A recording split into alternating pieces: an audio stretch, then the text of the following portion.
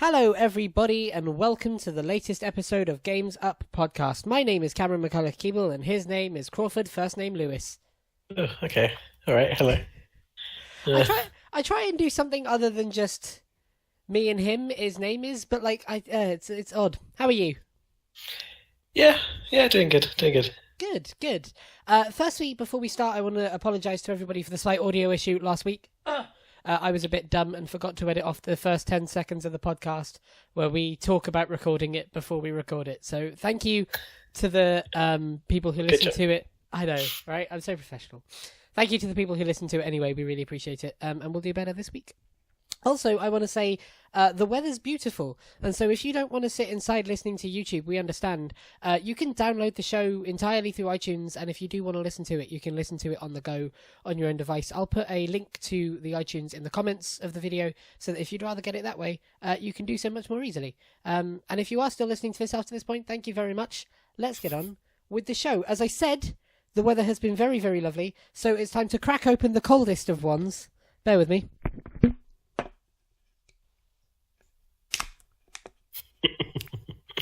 And listen to a damn good podcast. Lewis, tell us the first story this week.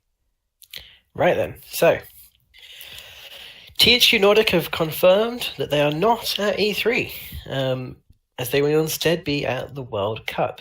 Now, this kind of goes against what we've seen earlier because as far as I'm aware, it still says on the E3 webpage that they're going to be there. So this seems to have come up kind of randomly. It also just seems like a very weird excuse. Considering that, as far as we're aware, the actual part of World Cup that would be affected is, I think, one match that's like Russia versus somewhere else. It doesn't actually involve like anyone that I think THQ Nordic would be interested in. So it's a strange state of affairs, and I'm not. Maybe they just don't have anything to show, and they don't want to admit that. I don't know.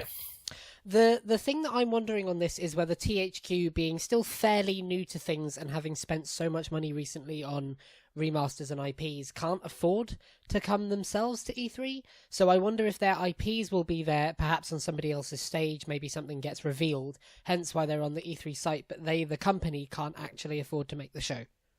Yeah, that could be the case. I mean, I suppose with time will tell, but yeah. Yeah, absolutely.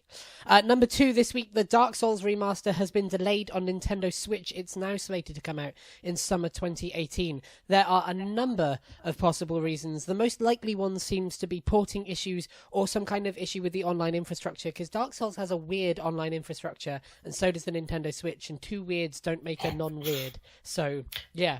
Yeah. Yeah, so you've got something like in Dark Souls where there's an always online. If you're playing it on console with online, or if you're playing it on PC, it's always online. So you have to imagine that on a device that can just be like moved around and taken offline, there has to be some kind of way of dealing with that. Yeah. So yeah, I wonder whether maybe that's part of the reason is that drop in and drop out is going to be so huge with online on the Switch. Then maybe it's not working effectively, or maybe they need to do something to make it work effectively. I wonder if they're maybe going to have to cull it to specific areas. In the original game, there were certain areas where if you wore specific rings in certain areas, you were more likely to see PvP or PvE with another person. I wonder if maybe you'll have to exclusively be in those areas to see PvP happen. Yeah, potentially, because yeah, it's definitely. I can imagine it being a problem for a device like that, because mobiles and more portable devices do tend to drop in and out. You just don't really notice it during active usage. It's quite likely that you could still have a problem if you're walking out and about. Yeah, true. Number 3, Pokemon for the Nintendo Switch, the new RPG that's in development that we know very little about, is confirmed to be a new generation of Pokemon. Now, this is a really, really big thing for Pokemon fans, and I'd include myself in it at this point. This is a really big thing because there are 7 generations and an extra couple of Pokemon here or there and some Alola things. It's all very odd. But new Pokemon mean that's a whole new kind of ecosystem of Pokemon, a whole new set of creations, new artwork, all that kind of jazz. And that's what we're getting in the new Pokemon Switch game. As well as that, this week there was a trademark unearthed between the Pokemon Company and Nintendo that was for Ultimate Shiny. We don't really know what it is, but the likelihood is that this is not the next generation of Pokemon, because in Japan, Ultimate Shiny is not actually translated to be Shiny Pokemon. They have a different name for it in Japan. The name itself eludes me, I'm afraid. The likelihood is that this is two different things, the 8th generation being the new Switch game and Ultimate Shiny being something else. This is going to feed into my E3 predictions, so I will say nothing more. Okay.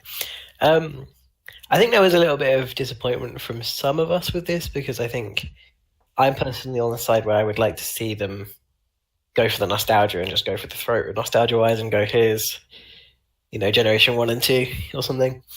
But it'll be nice to see what they come up with. I look forward to looking at the world's worst designs. Because I don't know if you've looked at the Generation 7 Pokemon, but there's some interesting ones on there. Having played Pokemon Go and knowing none of them post Gen 1, really, when I picked it up, some of those designs are just truly awful. There's one that's a keychain, a literal keychain. It's not even subtly it is a literal keychain. If you ever want to really laugh at Pokemon designs, there's a YouTube channel called Drawfee who did a thing recently, or they've done a thing sort of a couple of times, where they draw Pokemon but purely from memory. They're all artists and they all work on comics and online comics and that kind of thing. And some of the stuff they draw is it's so funny. So I would highly recommend that to everyone. All right, number 4, massive news this week. Campo Santo, the developers of what's it called? Firewatch. That's the one. Sorry. I couldn't get the words Fire Trap and Overwatch out of my head, and both of those were wrong. Campo Santo, the developers of Firewatch, thank you, Lewis, have been acquired by Valve. They're working on a game at the minute called In the Valley of Gods, which was teased fairly recently, I want to say last year's E3, and they're still working on that. They suggest that they are going to be still the main people designing the game, that it's going to still function in exactly the same way, that they're still going to be doing the same jobs they are right now, just at Valve, which means that this will be the first new IP game that technically Valve have had a major hand in years. Awesome. Yeah, no, it's big news. Yeah, it was very recently announced. I think actually it was announced at the Game Awards. I think. So you are correct. You're absolutely correct. Yeah. So I mean, Valve making games again, maybe. You have to think that that's the idea with buying studios, but I don't know. I don't know what. There must be some talks going on about what Valve are wanting them to do. Put it like this. This means that publicly, Valve have both bought more studios and invested in a new IP in the last 2 years than Microsoft. Yeah. All right, number 5, Konami and its partnership with UEFA is going to end very soon. They're stopping the licensing behind the football game PES. This could be either further evidence of Konami backing away from creating video games, or a reshuffle of what their kind of business focus and how they make games are. Which do you think is the likely one, Lewis? Well, it seems that obviously with Metal Gear Survive coming out that they're still making games, but we did get the news beforehand that they were kind of stepping away from it forever, obviously. They had what I would like to say is a very good opportunity, and they stepped away from that before, so I do wonder. I don't know, you have to look at it as well that FIFA has an amazing dominance on the football sphere, and whether it's still considered maybe worthwhile to invest in PES. I like to call the thing they kick around on the field the football sphere. The football sphere, yes. As opposed to the football, it's much easier.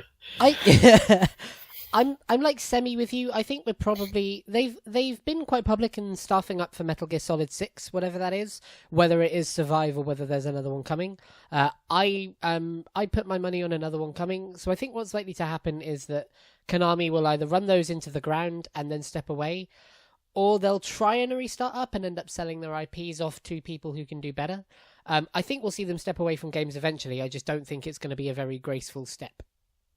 Yeah, that sounds fair. Number 6, the Darwin project announced last year at E3 for the Xbox One and previously on PC has gone free to play. If you wanted to play the Darwin project now, you can do so without having to hand cash over to the developers. I wonder what this means for the people who did buy the game at this point, although for the most part it was in early access, so the likelihood is that people didn't pay as much as they would have done had it got a final finished release. Lewis, have you played it at all? I haven't, but I can say that those that have already bought into the game get a lot of cosmetic items and also the opportunity to refund. They announced that they're okay with if people want to refund the game. The opportunity to refund is great. That's good. Yeah, well, I mean, obviously, yeah, because you could refund and still play the game, so it's about whether you want to keep those like micro rewards, Yeah, as cosmetic items. So yeah, it's a good way of dealing with it. But when we started talking about this, I was going to say that I think this is kind of shit. Like, this is not the first time this has happened. I think it's kind of a shitty practice of developers to ask people to buy in to test something and then change the payment model later. But actually, they've one-upped me there and have offered the opportunity for people to pull their money out of it beforehand. So good for them. That's a good way to go about it. Yeah, totally. And there's other game series that didn't do that and kind of kept the money. So yeah, it definitely seems like a good way of dealing with it. Number 7, Serious Sam 4 has been announced. The subtitle of the game is Planet Badass, and the trailer is about 30 seconds of somebody on a motorbike. Serious Sam. It is. I mean, this is like a fairly big thing for Serious Sam fans, right? Like, I'm right in thinking there hasn't been one for a while. Yeah, no, there hasn't. They've been kind of remastered quite a lot because they are PC titles mostly, so it's very easy to remaster them. It's big news, and I think I just kind of hope that it has transitioned into like the new generation, if you like. Mm-hmm. But we'll see. I mean, the trailer looked very nice. Yeah. But yeah, no, if you're a Serious Sam fan, this is a big thing, and it kind of seems fair to say it was like a long time coming because of all the remasters and the times that character's appeared in like other franchises and Poker Night at this, that, the other, and whatever. But it's good to finally see it happen. I hope this is the beginning of the pre-3 announcements of slightly smaller games finding their way out to the mainstream so that they don't get caught up in the hype, because that's quite an exciting time as well. Yeah, definitely. And I think there's a chance we might see some of it at E3 as well, actually, but time will tell. Yeah. Predictions coming. Number 8, Housemarque's new game, Storm Divers, sounds a lot like a battle royale. Now, if you recognise the name Housemarque, that's because they've been responsible for a number of sort of arcadey 2D platformers on the PS4. They were considered one of PlayStation's best kind of exclusive studios. However, this game, as far if I remember rightly, is likely to come out on all platforms, as Housemarque recently came out and said that they were looking at changing the way they make games, including stepping away from that arcadey style, hence where the battle royale thing is a big thing for them to be doing. Yeah, it's very big change for them, and they're kind of very well known for a specific type of game. Yeah. And they do very well in that specific type of games. In fact, they're kind of the best in that genre. So it's interesting that they're turning away from it.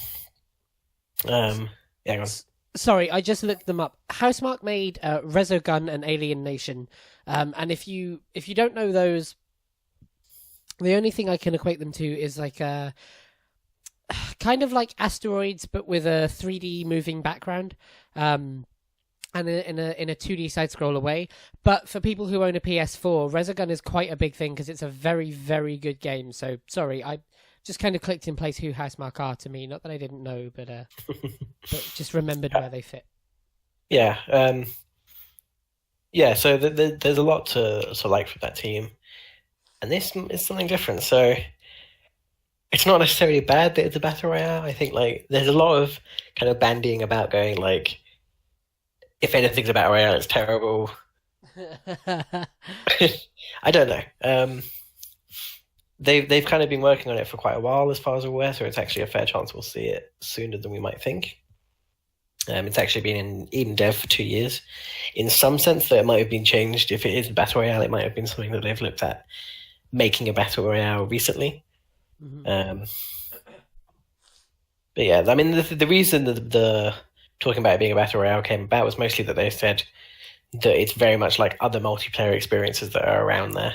Right. And that kind of sounds like, they're talking about it being competitive and in a very kind of like, it's similar to other stuff kind of way. They're kind of making it clear that it fits into a circle that's become popular recently. Yeah, no, exactly, that's it. I mean, you're talking to the kind of people that are interested in investing in some way. Okay. So it makes sense. I'm gonna say this, Mr. Phil Spencer. If by some chance you are listening to this show, you need that game on your stage at E3. Housemarque have made it clear recently that they don't intend to publish exclusively anymore. That they're changing the way that the payment structure by which they do games, and it was kind of a very quiet way of saying we're basically going multi-platform. Now, Nintendo are smart. And Nintendo have sniped up games recently that they have no right sniping up before. They've done a really good job of supporting games that should never have been on that platform, and they deserve a lot of respect for it. I think Housemarque could be a serious win for Xbox if they get their claws in there. Yeah, definitely. I think it's something that they should look into, but I wouldn't be expecting much. Nope, I'm not in the slightest. When we've talked about the history of Microsoft and buying people they should be buying, and yeah. Speaking of Microsoft and people they should definitely be buying, State of Decay 2 may well be coming to Steam and not being an exclusive for the online Windows Store. This is an interesting move for a couple of reasons. Firstly, State of Decay 2 is a console exclusive, so you won't be getting it on PlayStation 4. So to be moving it off of the Windows Store as an exclusive and onto Steam is one way of sort of cutting that user base down exclusively for Microsoft anyway. Secondly, we've seen Microsoft aggressively push recently for the PC market with things like cross-play, cross-pickup, so on and so forth, in a way that makes Xbox ubiquitous across multiple platforms. And it would be interesting if one of the biggest titles they have that's exclusive this year, and actually one of the most respected, State of Decay 2 gets a lot more respect, especially as a new generation title, than Crackdown, for example. It would be interesting to see them move that from something that would be PC exclusive to themselves to just generally PC available. It's kind of shooting themselves in the foot, but kind of giving people what they want. Yeah, I mean it's good for the consumers in that sense, but you do have to wonder like why this is. Is this a business decision that was specifically made from Microsoft's point of view? You do have to wonder because it seems like it's worse for them in many ways because it stops them having this Xbox control of the market. Control of the market, if you like, and especially when you consider that Sea of Thieves isn't on Steam, for example. It seems strange that this game will be on Steam.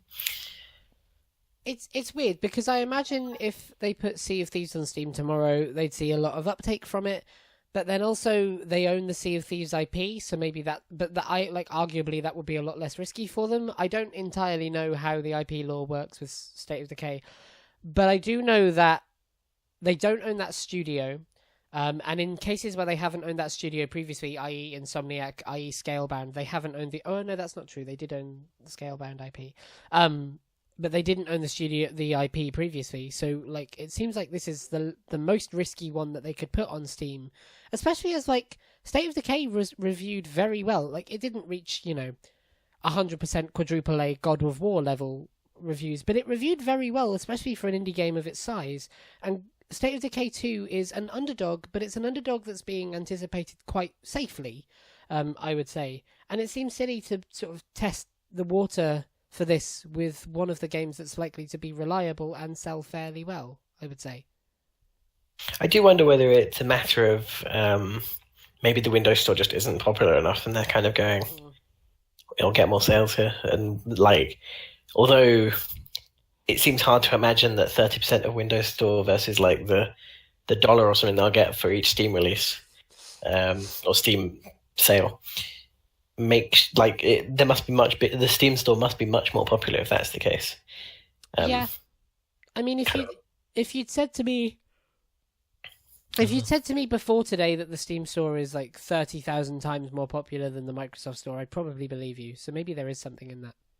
Yeah, I could see that being the case, and I could see that just because I know there's a lot of pushback from the Windows Store, I do think that they should just kind of keep at it, though, because I do think that people are willing to use something that's not very good if the games are good. And if it has the games, then that's Right, you I know. mean, how many people bought God of War over the weekend? Yeah, well done. Hey, thank you. I was going to say Origin, to be honest, but yeah. And now to renege on my cockiness. Speaking of Microsoft desperately needing games, Crackdown 3 has received a rating, but only in Brazil. This is interesting for a couple of reasons. Usually when you receive a rating, you're quite far into the development and publishing cycle. You usually receive a rating within months of your release, which suggests that Crackdown 3 is further along than anybody really knows. But after nearly 4.5 years, saying it's further along than anyone knows is kind of to be expected. Lewis, I'm going to defer to you here because there's something you've been talking about off the record for a while about what they'll do at E3, and if it plays into your E3 predictions, I'll let you choose whether you say or not. Oh, that's fine. I'll say it and kind of talk about it more later. Cool. But I have a big belief that Crackdown 3 is going to be released near E3 at the very least. Probably very suddenly. I'll explain further what I think about that later on. But I do think that we're likely to see it at or near E3 with a very complete build available either immediately or soon. So this kind of plays into my prediction in a way. Oh yeah, massively. I mean, this fits perfectly. Like if they were to do something at or near E3, you would expect to see them receive ratings around this point. It's odd that it's only been rated in Brazil. I imagine it's just as easy to dig up. Sorry, I imagine it's just as easy to dig up ratings in every other country. Maybe it's just that you need to get your paperwork in early. Yeah, may well be. May well be. And in our final news story of the week, Doom is possibly getting another movie. This is one of those ones that is a bit flimsy. It's something we may well hear more about at E3. It comes from inside industry rumours. Although it's interesting that it comes in the week that Dwayne Johnson slated Doom, the original movie, in favour of Rampage, his most recent video game movie. A quick aside, if you're a movie fan, he said that Rampage is getting the best reviews that a video game movie has had recently, and that it's breaking the video game curse. Dwayne, if you're listening, firstly, hello, how are you? Nice to speak to you. I hope you're doing well. Secondly, your movie's reviewing at a 58% on average. That's not breaking the video game curse. That just means you're better than a shitty average. And we'll see what happens with video game movies in the future. Big words, Cameron, big words. I mean, what? He doesn't listen to this, does he? Well, I don't know. You'll get a knock on the door. It would be a bigger surprise to me to find out he listens to this game than his movie is doing well. That's it now. You're going to get beaten up. He would destroy me. Yeah. And that leads us very nicely, ladies and gentlemen, into our topic of the week. A number of you this week will be ignoring the wonderful weather to chow down on God of War. I had to pry Lewis away from it to record this very podcast. And, of course, a number of you will be enjoying it, as it seems to be quite a wonderful game. But, Lewis, you've been talking about this game for months now, so it's time I put you on a challenge. So you think you know God of War? Well, it's a good thing that I've written a quiz for you then, isn't it? Oh, no. Oh, yeah, this is not going to go well. Okay. Play along at home, ladies and gentlemen. Points will be explained and scored at the end of it. Lewis, are you ready? Yeah. Question number one. Not at all.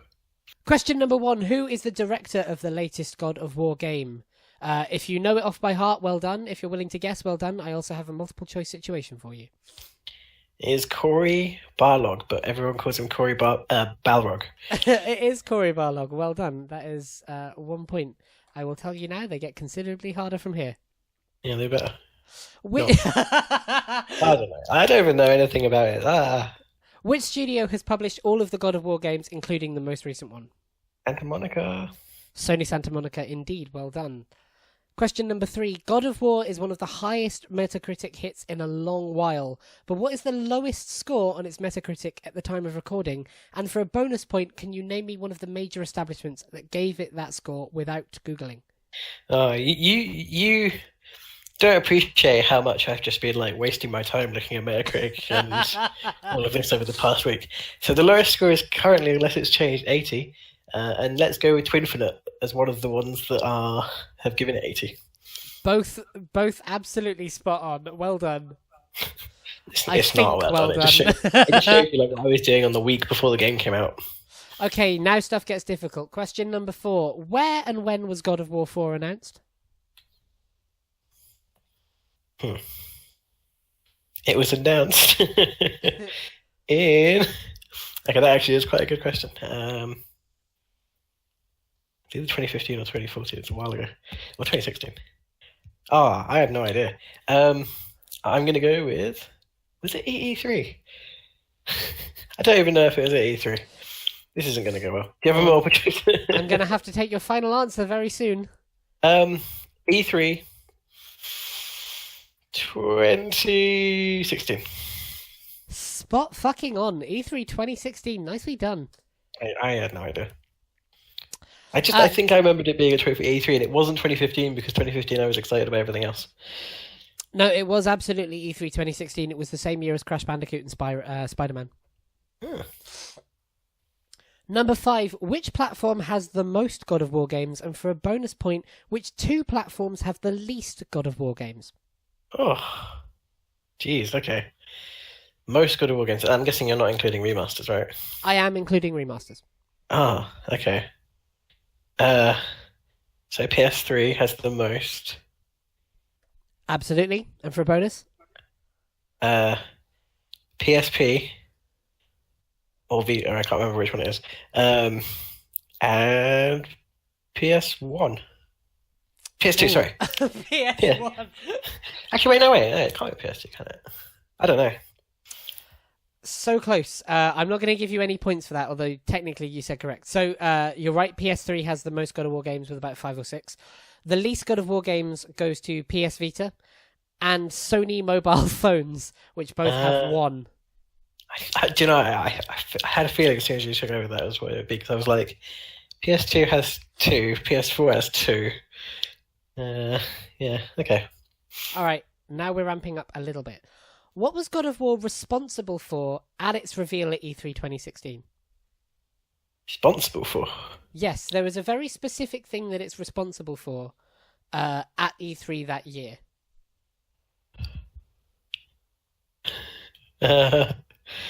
Me being happy? I've got no idea for that one. No idea? No idea. So, do you remember that in 2016 Sony had an orchestra? Ah, yes. Yeah, God of War was entirely responsible for the orchestra because when they decided that God of War was going to be shown off at that conference, the person who was scoring the game wanted the game to be revealed with an orchestra playing the score. And that's why you had an orchestra at E3 2016. Yeah.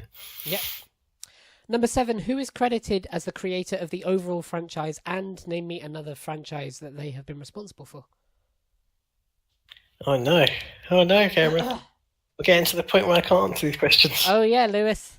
What do I do? Just dead air? I hadn't thought about that. Yeah. It was short-sighted, this was. Who's the director of the first one? I feel like that's got to have something to do with it.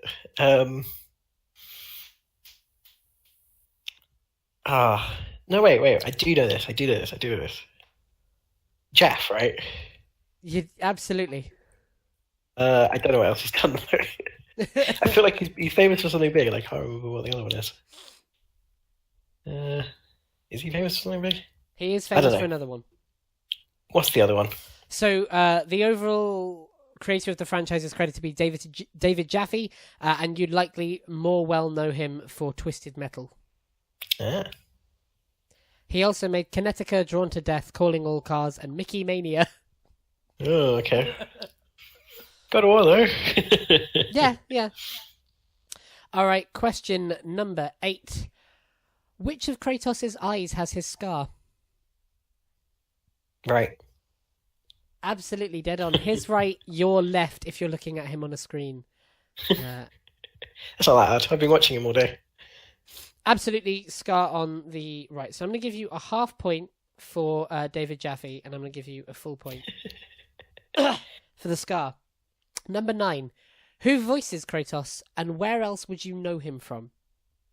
I looked this up the other day because this guy has the deepest voice in the world. Like, like it's something else. So there's moments in the game where you're just like the room shakes as Kratos speaks. I can't remember the guy's name, but I know he's from Battlestar. His name is Christopher Judge, and he'll play Teal'c on Battlestar Galactica. No, he didn't. It's the deepest thing you've heard. No, he didn't. He played Teal'c on Stargate. Battlestar's a very different thing. Which one did I say? You Did I said say Battlestar. You said Battlestar. I meant You threw me Stargate, but I did say Battlestar. Oh, they're all the same to me. I don't know. off. No points for you. I knew it though. And number Just- 10, this is easily going to be the most difficult one. I'm going to give you a 50-day leeway either side. How many days were there between the last original console God of War game, God of War Ascension, and the latest release 2 days ago? So God of War Ascension came out in. Do I even know when God of War Ascension came out? I mean, it's got to be. Oh wait, someone told me it's 5 years since the last God of War game. I think I've read it somewhere, so I'm gonna go with 50 days. Yeah. Okay. What's 5 years worth of days? Whatever 5 days worth of days is. I'll let you Google what 5 years in days is. Add a 2 because it's 2 leap years because I'm really good at maths. So 1,800. Including your 50-year leeway, you 50 were year? out. Your 50. Yearly, I bet Your win. Sorry, your 50-day leeway, you were out by 14 days. It's 1,864 days have passed between now and That's quite the a last God of War game. It's quite a gap, and it's pretty clear. But That is quite a gap. okay. Right, pause please while I tot up your scores. Do. Put on some waiting music. I don't like you for springing this on me, by the way. Just to let listeners know that I had no prep for this. This is just like, go on. Yeah, if I let you prep for it, it wouldn't be a quiz, would it? No, but you didn't go. Oh, on today's show, I'm going to quiz you. You got 7.5 out of 10. I think it's fair to say you know God of War. Yeah, good, because I've been playing it non-stop, and I plan to play it non-stop afterwards. Yay! If you played the quiz at home, let us know what you got. I would say anything below 5 is a you don't really know God of War. There's some fairly easy questions in there. It would have been easier if I'd given you the multi-choice for the first one. So the multi-choice was Mark Cerny, Sean Layden, Corey Barlog, or Marianne Krakovic. I was hoping you'd get tripped up because Marianne Krakovic is the writer for all of the games, so I was hoping that would throw you. But also, if I said your name wrong, I'm really sorry. If you ever listen. If you've been following the news, there's lots of images of Corey kind of crying publicly because he's reacting to reviews. He's gained a huge profile for this game and for like the amount of positive praise it's got. Yeah, it's no surprise. Like the not talking too much about it, but the game is something else. And I can imagine that it's interesting because actually, just quickly, he's talking about he's hoping that this is evidence. He wants to show this to Sony and be like, let me do my own IP, which makes me wonder if he's planning to do God of War 5 and 6 or whatever the plan is. So do you think that if not, the franchise will be in trouble, or do you think it's like it's the team rather than Corey that's made it? I think there's a very clear vision in the game, and we talked about auteurs in gaming, and I think that you only get a vision like this with an auteur. So I don't know, and you also have to wonder if the next person along will be able to kind of carry the game on in exactly the same kind of feel and the way. So it's hard to say. I would rather he stayed in it, but at the same time, if he does his own IP and yet they can still make another God of War with someone else, then we get kind of 2 games. I don't know. I definitely like it. It's kind of like if you had Star Wars being directed like throughout by different people, then you would end up with. I mean, you are actually, aren't you? That is the state of play now. A But little bit, yeah. like, you would end up with very different visions and not kind of consistent line. So I don't know. It's very interesting because he was early on. He was the game director for God of War 3 and left the project midway through because of a number of other people that left Sony Santa Monica. So it's interesting that he's come back and made it so drastically different because it is drastically different, even as somebody who's never played a God of War game. It's not as drastic as you might. Well, it is drastic, but like at the stage I am now, I can say that it's not as drastic as I thought it was. It's also interesting the stuff he's had a hand in elsewhere. So he was the director of cinematics for 2013's Tomb Raider reboot, and he worked on the story and character work for the adaptation of Mad Max Fury Road. Interestingly, though, he worked alongside the director of the film, George Miller. So he really seems to sort of care about his games. That's really interesting. Actually, I didn't know that. And in all honesty, like that makes a lot of sense that he was involved in Tomb Raider. Mm. Interestingly, he left Crystal Dynamics in 2013, and turned out he had done that to rejoin Santa Monica to put together a team to work on a new game. It seems fairly likely that that's God of War 4, so this game's nearly been in production for 5 years. Yeah, yeah. Well, that's the other thing is that like God of War 5 is a thing that's known. I don't know about the how this game ends, but I imagine we're going to have some sort of cliffhanger. Um, so like, yeah, I mean, we know that it's a God of War 5, so there's bound to be a cliffhanger. So you have to wonder, is that like another 5 years? Is that a PS5 game, and then the next one's a PS6 game? I don't know. It's a very long series compared to, say, something like Assassin's Creed, which just has like 15 games or something. Yeah.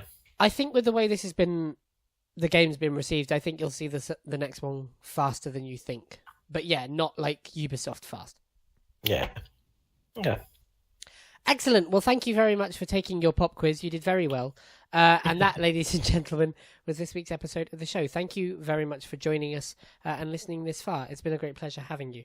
If you enjoyed what you heard so far, or you enjoyed what you've heard in any other episode, please feel free to like and subscribe to the show. That gets us out in front of a few more people and means that you don't miss anything that we put out, which is great for the both of us because we'd love to be seen by a few more people, and hopefully you'd like to see what we do. We're starting to look at E3. Exciting things happening, so stay tuned for that. But it's E3, so of course you would be because it's E3. And yeah, just generally have a lovely week. Thank you for joining us, and we'll see you next week. Until then, the game is up.